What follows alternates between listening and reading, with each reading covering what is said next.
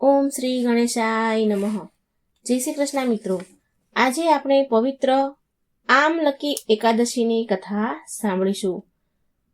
ભગવાન વિષ્ણુને ખૂબ પ્રિય છે એકાદશી, માટે મિત્રો એની વાર્તા સાંભળવાનું પણ એટલું જ પુણ્ય છે. તો મિત્રો આ કથા વાર્તાને પૂરા મનથી ધ્યાનથી સાંભળજો. વિડીયો સારો લાગે તો શેર કરજો અને મારી ચેનલને સબસ્ક્રાઇબ જરૂર કરજો. હરે કૃષ્ણ કૃષ્ણ કૃષ્ણ હરે હરે, હરે રામ રામ રામ હરે હરે. ફાગણ માસના શુક્લ પક્ષમાં આવે છે એક વિશેષ એકાદશી, જેનું નામ છે આમલકી એકાદશી. આ એકાદશીમાં ભગવાન વિષ્ણુના પ્રિય આમલકી એટલે કે આમળાની વિશેષ પૂજા કરવામાં આવે છે. તો ચાલો આપણે આજે વિશેષ આમલકી એકાદશીની પવિત્ર પાવન કથા સાંભળીશું. આ કથાનું વર્ણન છે બ્રહ્માંડ પુરાણમાં. એક સમયે રાજા યુધિષ્ઠિર મહારાજ ભગવાન શ્રી કૃષ્ણને પૂછ્યું, હે મધુસૂદન, ફાગણ માસને શુક્લ પક્ષમાં કઈ એકાદશી આવે છે અને આ વ્રતનું પાલન કેવી રીતે કરવું જોઈએ? તો આના ઉત્તરમાં ભગવાન શ્રી કૃષ્ણએ કહ્યું, હે ધર્મનંદન, પ્રાચીન કાળમાં આ જ પ્રશ્ન રાજા માંધાતાએ તેના ગુરુ વશિષ્ઠને પૂછ્યો હતો. તેમણે જે ઉત્તર આપ્યો હતો હું ફરી તેનું ઉચ્ચારણ કરું છું. ધ્યાનથી સાંભળો. ઋષિ વશિષ્ઠ બોલ્યા, ફાગણ માસની જે શુક્લ પક્ષમાં આવનારી એકાદશીને આમલકી એકાદશી કહેવાય છે. જે વ્યક્તિ આ એકાદશીનું વ્રત પાલન કરે છે તેને અંતમાં વૈકુંઠ એટલે કે વિષ્ણુ લોકની પ્રાપ્તિ થાય છે. વૈકુંઠ ધામ જાય છે. શ્રી હરિના ચરણોમાં વાસ થાય છે. એનો જ્યારે સૃષ્ટિનું સર્જન થઈ રહ્યું હતું ત્યારે ભૂતલ ગર્ભદક્ષાએ ભગવાન વિષ્ણુના થૂકથી એક તેજસ્વી બિંદુ પ્રગટ થયું. તે બિંદુ પૃથ્વી પર પડ્યું અને એમાંથી એક વૃક્ષની ઉત્પત્તિ થઈ.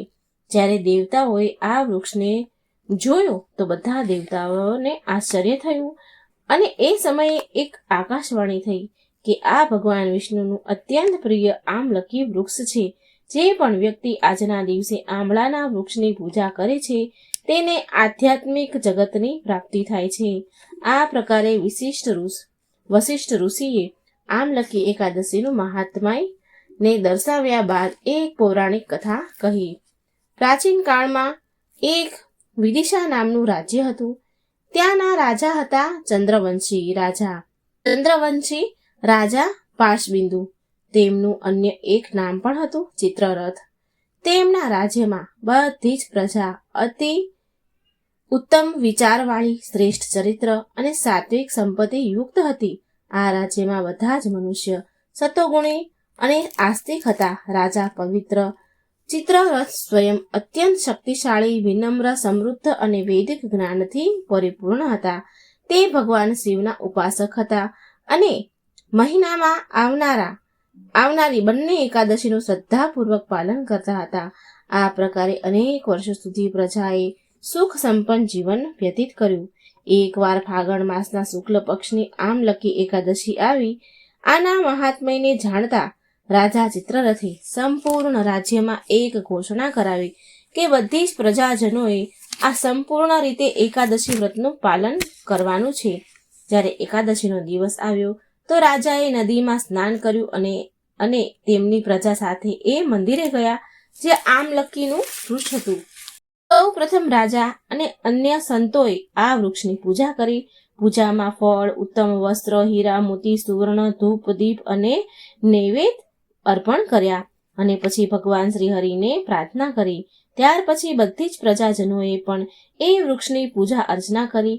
તે દિવસે સંપૂર્ણ રાત્રે જાગરણ કર્યું.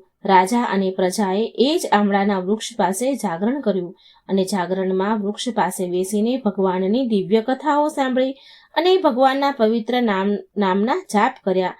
આ પૂરા કાર્ય દરમિયાન એ જગ્યા પર એક શિકારી આવ્યો હતો. એ શિકારી અત્યંત ક્રૂર અને પશુ હત્યા જેવા અનેક નિંદનીય કાર્યમાં લુપ્ત રહેનારો હતો.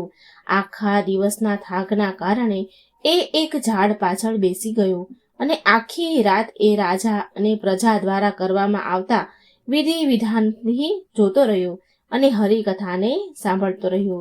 તે આખા દિવસનો ભૂખ્યો તરસ્યો જ રહ્યો હતો. જ્યારે સૂર્યોદય થયો તો રાજા અને પ્રજાએ એકાદશી વ્રતના પારણા કર્યા અને એના રાજ્યમાં પાછા આવ્યા. શિકારી પણ તેની ઝૂંપડીમાં ચાલ્યો ગયો. સમયનું ચક્ર તો ચાલતું રહ્યું અને અંતે એક દિવસ શિકારીના જીવનનો અંત સમય આવી ગયો. હવે જુઓ ભગવાનની કરુણાનું એક વધારે પ્રમાણ. એ શિકારીએ તો આ જીવન અનેક પાપ કર્મ કર્યા હતા, પણ માત્ર એણે એકવાર આમલકી એકાદશીના દિવસે અજાણતાપણે જ પણ ભૂખ્યા તરસ્યા રહીને ઉપવાસ કર્યો હતો અને જાગરણ કર્યું હતું અને હરિકથાને સાંભળી હતી. બસ એનું જ ફળ એવું મળ્યું એને કે એના બધા જ પાપ કર્મ નષ્ટ પામી ગયા અને આગળના જન્મમાં માત્ર તેને મનુષ્ય જીવન જ નહીં, પરંતુ એ એક સમૃદ્ધ રાજ્યનો રાજા બન્યો. આ જન્મમાં એણે જ્યોતિ નામના રાજ્યના રાજા વિદુરથના પુત્ર વસુરથના રૂપમાં જન્મ લીધો. તેના પિતાની મૃત્યુ પછી વસુરથ રાજા બન્યા અને તેણે સંપૂર્ણ રાજ્ય પર સુખપૂર્વક રાજ્ય કર્યું. રાજા વસુરથ અત્યંત શક્તિશાળી અને બુદ્ધિમાન શ્રી હરિના પરમ ભક્ત હતા. તે રાજકીય મામલામાં નિપુણ હતા અને સાથે સદાય ભગવાન શ્રી હરિની ભક્તિ સેવામાં લીન રહેનારા હતા. એક દિવસ થયું એવું કે રાજા વસુરથ જંગલમાં માર્ગ ભટકી ગયા. આમ તો તે એના મંત્રીઓ સાથે જ નીકળ્યા હતા, પણ કોઈ કારણોવશ એ આગળ નીકળી ગયા, પણ કોઈ કારણવશ તેના મંત્રીઓથી અલગ થઈ ગયા અને રસ્તો ભટકી ગયા. પછી કોઈ બીજી દિશામાં ચાલ્યા ગયા. હવે તો સંધ્યા થવાની હતી, તો રાજાને બહુ ભૂખ તરસ અને અત્યંત થાક લાગ્યો હતો, માટે તે એક વૃક્ષ નીચે આરામ કરવા માટે સૂઈ ગયા. જેવી જ તેની આંખ લાગી કે એ જ ક્ષણે અમુક આદિવાસી શત્રુ ત્યાં આવી પહોંચ્યા અને રાજાને મારવાની યોજના બનાવવા લાગ્યા. પછી તેમણે એક પછી એક રાજા પર અસ્ત્રનો પ્રહાર કરવાનો શરૂ કર્યો. પણ આશ્ચર્યની વાત તો એ હતી કે આદિવાસીના એક પણ શસ્ત્ર અસ્ત્ર રાજાને સ્પર્શ પણ ન કરી શક્યા. એ જોઈને અત્યંત હેરાન થયેલ આદિવાસી શત્રુ એ વિચાર કરી રહ્યા હતા, તો એટલામાં તો રાજાના શરીરમાંથી દેવી સમાન એક સ્ત્રી પ્રગટ થઈ. તે સ્ત્રી અત્યંત સુંદર અને વીજળીની જેમ તેજમય ચમકી રહી હતી અને સાથે અતિ વધારે ક્રોધમાં પણ હતી. એણે એ જ ક્ષણે તેના પ્રજ્વલિત ચક્રથી એ બધા જ આદિવાસીનો સંહાર કરી લીધો અને તરત અદ્રશ્ય થઈ ગઈ. અને એવામાં થોડી વારમાં રાજા વસુરથની આંખ ખુલી ગઈ, તો તેણે જોયું કે ત્યાં તેના આદિવાસી શત્રુ જમીન પર પડેલા હતા. રાજા વિચાર કરવા લાગ્યા, અરે કોણ મારી રક્ષા કરી ગયું હશે? તો એવામાં તો આકાશવાણી થઈ કે નિસંદેહ તમારી રક્ષા એણે કરી કે જેણે તેના શરણમાં આવનારા પ્રત્યેક પ્રાણીની રક્ષા કરે છે. આ સાંભળીને રાજા સમજી ગયા કે ભગવાન શ્રી હરિ વિષ્ણુએ જ મારી સહાયતા કરી છે. આ જાણીને તે ભાવ ભક્તિથી અભિભૂત થઈ ગયા અને અંતમાં આ કથાનું સમાપન કરતા વશિષ્ઠ મુનિએ રાજા માંધાતાને કહ્યું કે હે રાજન, જે પણ આ અત્યંત પવિત્ર આમલકી એકાદશીનું પાલન કરે છે તે નિસંદેહ ભગવાન વિષ્ણુના પરમ લોકને પ્રાપ્ત થાય છે. અને આ પ્રકારે પરમ પૂજ્ય ભગવાન શ્રી કૃષ્ણએ એકાદશીથી સંલગ્ન મહારાજ યુધિષ્ઠિરને સંતુષ્ટ કર્યા કથા સંભળાવીને. તો મિત્રો, આમલકી એકાદશીની મહાત્મય કથા તમે સાંભળી. આમળાના વૃક્ષમાં અનેક દેવી દેવતાઓનો વાસ રહેલ છે, એટલા માટે આમળાનું વૃક્ષ બહુ શુભ છે. અને વિષ્ણુ ભગવાન થકી એકાદશીના દિવસે આમળાનો વૃક્ષની ઉત્પત્તિ થયા હોવાથી એકાદશીને આમલકી એકાદશીને નામે ઓળખાય છે, જે ભગવાનને બહુ જ પ્રિય છે. આ દિવસે જે વ્રત કરે છે તેના પર ભગવાનની કૃપા થાય છે અને તેને શુભ ફળની પ્રાપ્તિ થાય છે. આજના દિવસે ખાસ કરીને આમળાનો ઉપયોગ કરવાનો હોય છે. આમળાનું સેવન કરવાનું, સ્નાન કરવું, આમળાનું દાન કરવાનું રહે છે. લોટે લઈ ગયો નારાયણ. મિત્રો, આ સરસ મજાની કથા છે, સરસ મજાની વાર્તા છે, એક ડોસીમાની છે, ભગવાન નારાયણની કથા છે. પૂરા ધ્યાનથી અને મનથી સાંભળજો. ભગવાનનું નામ લઈએ અને ભગવાન આપની સહાય ન કરે, ભગવાન ન આવે એવું તો બને જ નહીં. એ આ વાર્તામાં તમને જોવા મળશે. તો મિત્રો, તમે આ વાર્તા પૂરી સાંભળજો અને જો સારી લાગે તો લાઈક, શેર અને મારી ચેનલને સબસ્ક્રાઈબ પણ જરૂર કરજો. એક ગામમાં જમનામાં કરીને એક ડોશીમાં રહેતા હતા. તે જમના ડોશીમાને ભગવાનના નામ હારે કંઈ લેવા દેવા નહીં.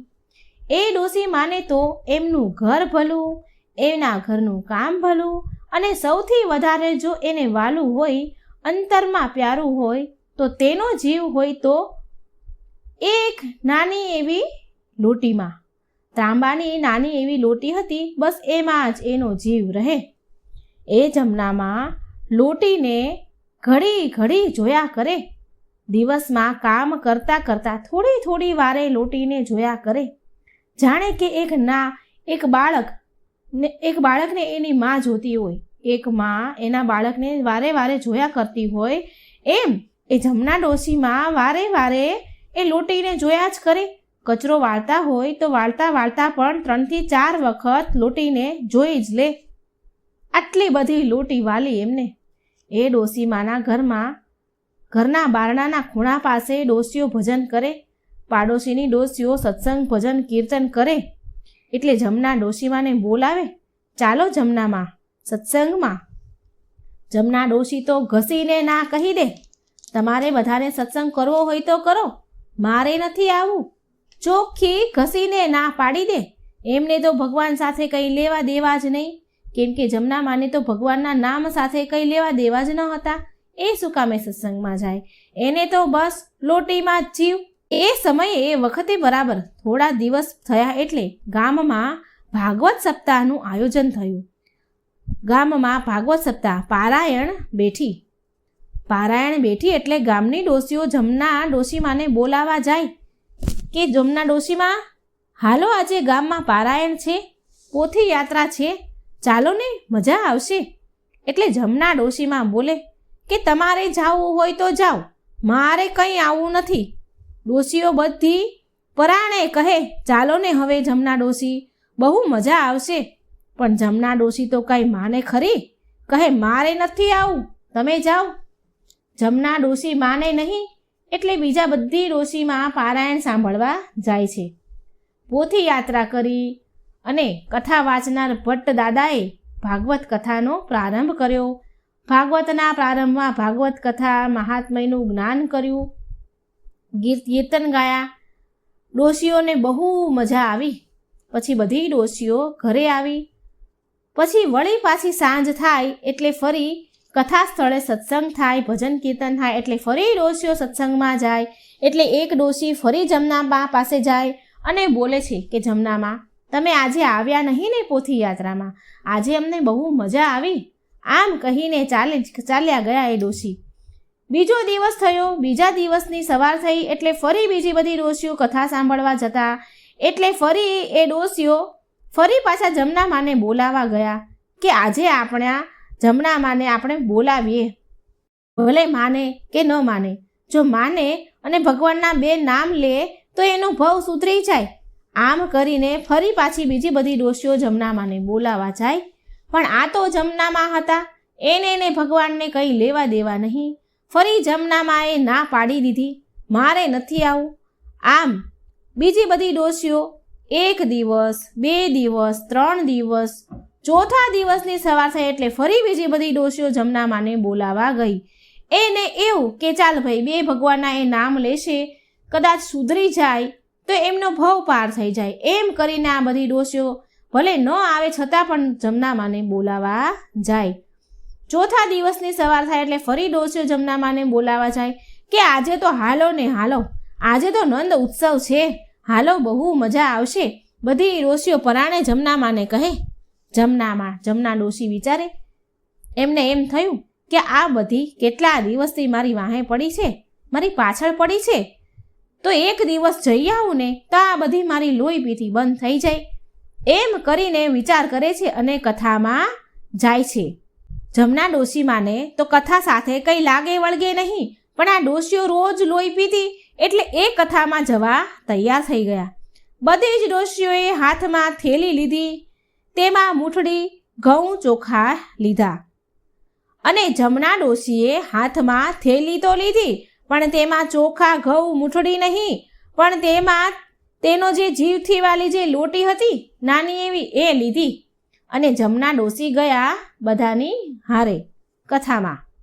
હવે એ દિવસે કથામાં નંદ ઉત્સવ હતો એટલે બહુ લોકો આવે, બહુ ભીડ હોય, બેસવાની જગ્યા મળે નહીં. એટલે આ બધી ડોશીઓ વહેલી જ પહોંચી ગઈ કથામાં. ભટ્ટ દાદા કથા વાંચવા આવે એ પહેલાં બધી ડોશીઓ પહોંચી ગઈ અને જમના ડોસી તો ત્યાં સરસ મંડપ બાંધેલા હતા, એટલે એક મંડપના થાંભલા પાસે ટેકો દઈને બેસી ગયા અને આંખ બંધ કરીને બેસી ગયા. બીજી બધી ડોસીઓએ સત્સંગ કર્યો. ભટ્ટદાદાને આવવાની વાર હતી, માટે બધી ડોસીઓએ સત્સંગ ચાલુ કર્યો અને જમનામાં તો ટેકે આંખો બંધ કરીને સૂઈ ગયા. એમને તો નીંદર આવી ગઈ. પછી આવ્યા ભટ્ટદાદા. એમણે મંગલાચરણ કર્યું, ધૂન ગવડાવી, કથા કરી, નંદ ઉત્સવ કર્યો. ભટ્ટદાદાની પણ તે ડોસી ઉપર દૂરથી નજર પડી એટલે ડોસીમાં સૂઈ ગયા હતા. એમણે પણ જોયા. પછી તો પ્રસાદ વહેંચાયો પંજરીનો અને બધા એ પ્રસાદ લીધો અને ઊભા થઈને ચાલતા થાય છે. ભટ્ટદાદા ઉતરીને તેના ઉતારે ગયા. કથા પૂરી થઈ એટલે ત્યાં એમના ઉતારે ગયા. બધી ડોસીઓ જે જમનામાં જોડે હતી એ બધી ઊભી થઈ, પણ જમનામાં ઊભા ન થયા. બધી ડોસીઓને તો ફાળ પડી કે અરે આ જમનામાં તો ટેકે સૂઈ ગયા છે, જમનામાં ગયા કે શું, કેમ હલતા નથી? એટલે ડોસીઓએ હાથ બાવડું પકડી અને ઉઠાડ્યા અને ઊભા થાવ કે કથા પૂરી થઈ ગઈ. જમનામાં કહે કે કથા પૂરી થઈ ગઈ. જમનામાં ઊભા થયા અને થેલી લીધી તો થેલી સાવ હળવી ફૂલ જેવી લાગી. એટલે જમનામાને તો ફાળ પડી. એટલે એને ઝટ થેલીની અંદર જોયું તો થેલીમાં લોટી નહીં, લોટી કોઈક ચોરી ગયું. પછી તો શું જમનામાએ ઉપાડો લીધો, બધી ડોસીઓ સાથે બોલવા લાગ્યા, ઝઘડવા લાગ્યા કે હું તમને બધાને ના પાડતી હતી, મારે નથી આવું, મારે નથી આવું. જુઓ હું અહીં આવી, બોલો મારો શું ફાયદો થયો? મારી લોટી કોઈક લઈ ગયું, મારી જીવથી વાલી લોટી લઈ ગયું કોઈક. મારી લોટી વગર તો મારો જીવ મૂંઝાય. હવે હું કંઈ ન જાણું, મને મારી લોટી લઈ આવી દો, મારી લોટી લાવી દો. એમાં એક ડોશીમાં તો એમ બોલ્યા, અરે આને ક્યાંથી અહીં લાવ્યા, આને ન લાવ્યા હોત તો સારું હતું. હવે શું કરશું, એની લોટી ક્યાંથી લાવી? કથામાં ઘણા લોકોને પૂછ્યું બધી ડોશીઓએ કે તમે કોઈએ લોટી જોઈ, કોઈ લોટી લઈ ગયું, ત્રાંબાની નાની એવી લોટી હતી, લોટી ખોવાઈ ગઈ છે, તમે કોઈએ જોઈ? પણ કોઈ હા ન પાડે. તો એક ડોશીમાં બોલ્યા કે એક કામ કરીએ કે પેલી કથા વાંચતા ભટ્ટદાદાને પૂછીએ, એને કદાચ કોઈકને લોટી લઈ જતા જોયા હશે. એટલે બધી ડોશીઓ જમનામાને લઈને ગયા ભટ્ટદાદાના ઉતારે. ભટ્ટદાદા બોલ્યા, આવો ડોશીમાં.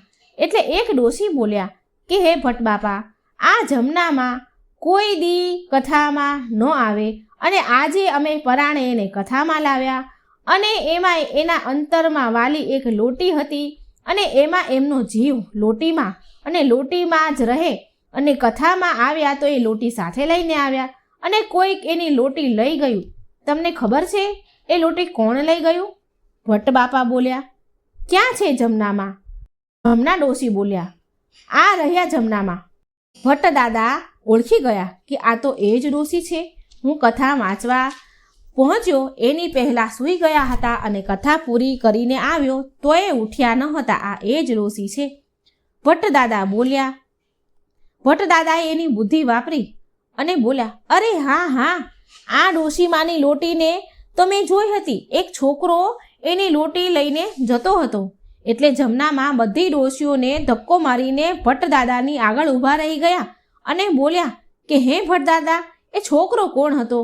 ભટ્ટ બાપા બોલ્યા કે એ મને ખબર નથી, એના બાપાનું નામ મને આવડતું નથી. જમનામાં બોલ્યા કે તમને એ છોકરાનું નામ આવડે છે? ભટ્ટ દાદા બોલ્યા કે એ છોકરાનું નામ તો નારાયણ હતું. જમનામાં બોલ્યા, હે? જમના ડોશી તો બધી જ ડોશીઓને હારે લઈને ઉપડ્યા અને ગામમાં જે સાવે મળે એ બધાને જ પૂછે કે આપણા ગામમાં કોઈ નારાયણ નામનો છોકરો છે, એ કોનો છોકરો છે? જે મળે એને બધાને જ પૂછે. એટલે જે મળે એમ કહે કે ડોશીમાં, આ નામનો છોકરો તો મેં જોયો નથી, આ નામ જ અમે તો પહેલી વાર સાંભળ્યું. જે કોઈ એમને સામે મળે ને પૂછે તો બધા જ આવો જવાબ આપે. જમના ડોશી બોલે, અરે ના, પેલા ભટ્ટ દાદાએ તો કીધું છે કે નારાયણ નામનો છોકરો મારી લોટી લઈ ગયો છે. આમ પૂછતા બધી ડોશીઓને રાત પડી ગઈ પણ લોટી મળી નહીં, ના નારાયણ મળ્યો. ડોશીમાની રાત થઈ ગઈ, નીંદર આવે નહીં. સાંજે તો તેમણે વાળું પણ ન કર્યું, જમ્યા નહીં કેમ કે જીવ તો એનો લોટીમાં જ હતો. આખી રાત આમથી તેમ તડફડિયા મારે, પડખા ફરે, આટા ફેરા કરે. આખી રાત વિચાર કર્યો કે અરે આ નારાયણ કોનો દીકરો હશે, ક્યાં રહેતો હશે. બહુ વિચાર કર્યા પણ તેને કંઈ યાદ આવ્યું નહીં. ખાધું એ નહીં અને ઊંઘ્યા પણ નહીં કે અરે આ કોણ છે નારાયણ. આમ ને આમ સવાર પડ્યું. સવાર થયું એટલે કથાનો 5મો દિવસ થયો. રોજ જમનામાને બોલાવા આ બધી ડોશીઓ આવતી, પણ 5મા દિવસની સવાર થઈ એટલે જમનામા તો નાહી ધોઈને તૈયાર થઈ ગયા અને પેલી બધી ડોશીઓને બોલાવા ગયા કે હાલો કથામાં નથી આવવું. જમનામાને કથા હારે તો કંઈ લેવા દેવા નહોતા, પણ જમનામાને તો ખાલી પેલી લોટી જ જોઈતી હતી, લોટી માટે જ જવું હતું. એને તો કંઈ ભગવાન હારે લેવા દેવા નહીં. જમનામાને એમ કે કદાચ મારી ક્યાંક લોટી મળી જાય, એટલે જમનામાં બધી ડોશીઓને કથામાં લઈ ગયા. કથા શરૂ થાય એ પહેલાં કથામાં પહોંચી ગયા. કથા શરૂ થાય તે વાર હોય તો એ પહેલાં બધી ડોશીઓ ભજન કીર્તન કરે. એમાં એક ડોશીએ ભજન ચાલુ કર્યું કે ઓમ નમો ભગવતે વાસુદેવાય. એવામાં તો જમનામાં બોલ્યા કે ડોશીમાં તમે બંધ થાવ, તમારે આજે નથી ગાવાનું, આજે તો હું ભજન ગાઈશ. બધી ડોશીઓ તો જમનામાની સામે જોવા લાગી, ચોંકી ગઈ. એ વિચાર કરે કે અરે આ જમનામાં કોઈ દી ભજન કીર્તનમાં આવ્યા નથી, કોઈ દી ક્યાંય ભગવાનના મંદિરે ગયા નથી, કોઈ દિવસ સત્સંગ કર્યો નથી, કોઈ દિવસ કથામાં આવ્યા નથી, તો આ જમના ડોશી ગાશે શું? અને એમની વાત પણ સાચી હતી કે કોઈ દિવસ એ ક્યાંય ભજન કીર્તન કથા મંદિરે ક્યાંય ગયા નહોતા, તો એને શું આવડે ભજન. બીજી ડોશીઓ બોલે કે જમનામાં શું તમે ગીત ગવડાવશો, ભજન ગવડાવશો? જમનામાં બોલ્યા અરે હા હા, હું ભજન ગવડાવીશ. અને જમનામાએ તો એક લીટીની ધૂન બનાવી, ખાલી ને ખાલી એક જ લીટીની ધૂન બનાવી. જમનામાએ તો ભજન ચાલુ કર્યું. હું તો ગઈ તી સાંભળવા પારાયણ, મારી લોટી લઈ ગયો નારાયણ. હું તો ગઈ તી સાંભળવા પારાયણ, મારી લોટી લઈ ગયો નારાયણ. આમ એમને તો એક જ લીટીની ધૂન ચાલુ રાખી. જમનામાએ તો આ એક જ લીટી આવડે, એટલે બીજી ડોશીઓ કંટાળી કે અરે આ બીજી લીટી ગાય તો સારું. પણ જમનામાને ભગવાન ભજવાની થોડી વાત હતી, એને તો બસ લોટી જ જોઈતી હતી, લોટીની જ પડી હતી. આમ ને આમ લોટી લોટી કરતા કરતા કથા પૂરી થઈ. સાંજે બધા ઘરે ગયા. પાછા સાંજે સત્સંગમાં આવ્યા. ફરી ડોશીમાએ પહેલાંની જેમ બેસી ગયા, કોઈને ભજન ગાવા ન દીધું અને આ એક જ લીટીની ધૂન એમણે ફરી ચાલુ કરી. મારી લોટી લઈ ગયો નારાયણ, હું તો ગઈ હતી સાંભળવા પારાયણ, મારી લોટી લઈ ગયો નારાયણ. બસ આ એક જ ભજન સવાર સાંજ કથામાં ચાલુ રાખે. ઘરે આવે તોય પણ ચાલુ રાખે, ઘરમાં કચરો વાળે તો પણ આ જ ચાલુ રાખે. મારી લોટી લઈ ગયો નારાયણ, મારી લોટી લઈ ગયો નારાયણ. આ કચરા વાળતા વાળતા સવાર સાંજ સૂતા બેસતા ખાતા પીતા એક જ ચાલુ રાખે. હવે તો શેરીઓના છોકરાને પણ આ જમનામાનું ગીત આવડી ગયું અને જમનામાને ચીડવવા લાગ્યા. ડોશીમાં જ્યારે શેરીમાં નીકળે તો છોકરાઓ પણ આ ગાવા લાગે કે હું તો ગઈ તી સાંભળવા પારાયણ, મારી લોટી લઈ ગયો નારાયણ. છોકરાઓ જમના ડોશીમાને પૂછે હે જમનામાં તમારી લોટી મળી કે નહીં? આ કોણ છે નારાયણ? જમનામાં બોલે ના ના નથી મળી, ઉદાસ ચહેરે બોલે. છોકરાઓ તમને ખબર છે કોણ છે આ નારાયણ? છોકરાઓ બોલે ના ના જમનામાં, આ નારાયણ નામનો તો કોઈ દી છોકરો અમારી સાથે રમવા આવ્યો નથી અને અમે જોયો પણ નથી. હવે આમ કરતાં કરતાં કથાના 7 દિવસ થયા. 7મો દિવસ હતો અને લોટીના ખોવાયાના 3 દિવસમાં તો આખાય ગામમાં લોટીને નારાયણ થવા લાગ્યું. ગામમાં જ્યાં જુઓ જ્યાં સાંભળો, કૂવે નદીએ બધે જ્યાં સાંભળો ત્યાં લોટી અને નારાયણ જ સંભળાય. ગામમાં ગમે ત્યાં જાઓ, ગમે ત્યાં ઊભા રહો, બધા આ જ વાતું કરે કે પેલા જમનામાની લોટી મળી કે નહીં. આ બાજુ વૈકુંઠમાં ઉપર ભગવાન લક્ષ્મી નારાયણ, માં લક્ષ્મી અને ભગવાન વિષ્ણુ જુએ છે બધું, એટલે લક્ષ્મીજી બોલ્યા કે આમ તો જુઓ ખરા સ્વામી, તમે આમ જુઓ પ્રભુ, બધે લોટી નારાયણ થવા લાગ્યું. પેલા ભટ્ટ દાદાએ તમારું નામ આપ્યું ત્યારનું આખા ગામમાં નારાયણ નારાયણ નારાયણ થાય છે. લોટી લઈ ગયા નારાયણ, લોટી લઈ ગયા નારાયણ, આખું ગામ એવું કહે છે. અને પેલા જમના ડોસીમાને તો લોટી વગર ગળે ખાવાનું પણ નથી ઉતરતું. આખા ગામમાં તમારું નામ વગોવાય છે પ્રભુ. એક કામ કરો, લક્ષ્મીજી વિષ્ણુ ભગવાનને કહે છે, એક કામ કરો ને પ્રભુ, તમે જઈને એની લોટી આપ્યાઓ ને એટલે તમારું નામ લેતા બંધ થાય, તમને વગોવતા બંધ થાય. નારાયણ પ્રભુએ લક્ષ્મીજીની વાત માની અને શ્રી નારાયણ ભગવાને એ સમયે નાના એવા બાળકના સ્વરૂપ લીધું અને નારાયણ બની અને હાથમાં નાની એવી ત્રાંબાની લોટી લઈને છેક વૈકુંઠમાંથી ધરતી પર આવ્યા જમનામાને લોટી આપવા માટે. કથાનો 7મો દિવસ હતો. જમનામાં કથામાં આવીને બેસી ગયા હતા. ભગવાન આવ્યા લોટી લઈને અને જમનામાને બૂમ પાડી કે ઓ જમનામાં, તમારી લોટી મળી ગઈ કે નહીં?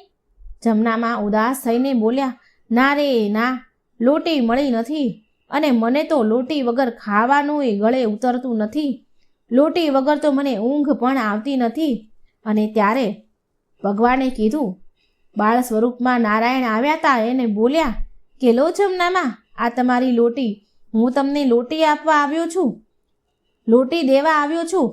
આટલું ભગવાન બોલ્યા એટલામાં તો જમનામાએ લોટી હાથમાંથી જટ આંચકી લીધી અને લોટીને ફેરવીને જોવા લાગ્યા અને બોલ્યા કે આ જ મારી લોટી છે. પછી ભગવાન થોડાક 2 ડગલા પાછળ હટી ગયા. એમને ખબર કે આ ડોશીમાં પકડશે. જમનામાં બોલ્યા કે તારું નામ શું છે અને તું આ લોટી તને ક્યાંથી મળી? એટલે ભગવાન બોલ્યા, મારું નામ નારાયણ છે. જમનામાં તરત જ નારાયણનો હાથ પકડવા ગયા ત્યાં તો ભગવાન દોડીને ચાલ્યા ગયા, ભાગી ગયા. પછી સાંજે કથા પૂરી થઈ. છેલ્લો દિવસ હતો, પોથી યાત્રા નીકળી. એટલે એક ડોશીમાં ગીત ગાતા હતા કે રસિયો રૂપાળો રંગ રેલિયો, ઘેર જાવું ગમતું નથી. એટલે જમનામાએ ડોશીમાને ગીત ગાતા બંધ કરાવી દીધા અને બોલ્યા, ગીત તમે નહીં ગાશો, હું ગાઈશ. બધી ડોશીઓ વિચાર કરે કે આ ફરી ડોશી એકની એક ગીતની કડી ચાલુ રાખશે. અને એક ડોશીમાએ તો પૂછ્યું, હે જમનામાં, તમારી લોટી મળી ગઈ?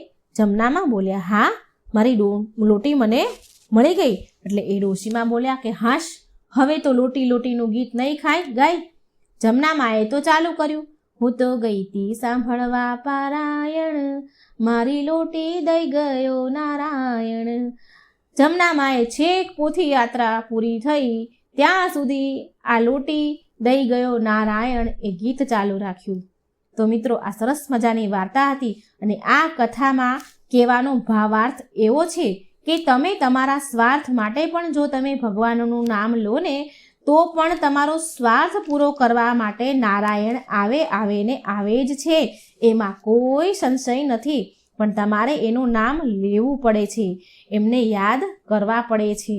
તો મિત્રો, જો તમને આ વાર્તા સારી લાગે તો લાઈક કરજો, શેર કરજો અને મારી ચેનલમાં જો નવા હોય તો સબસ્ક્રાઈબ જરૂર કરજો. કમેન્ટ બોક્સમાં શ્રી લક્ષ્મી નારાયણનું નામ જરૂર લખજો. જય શ્રી કૃષ્ણ. રાધે રાધે. Thank you.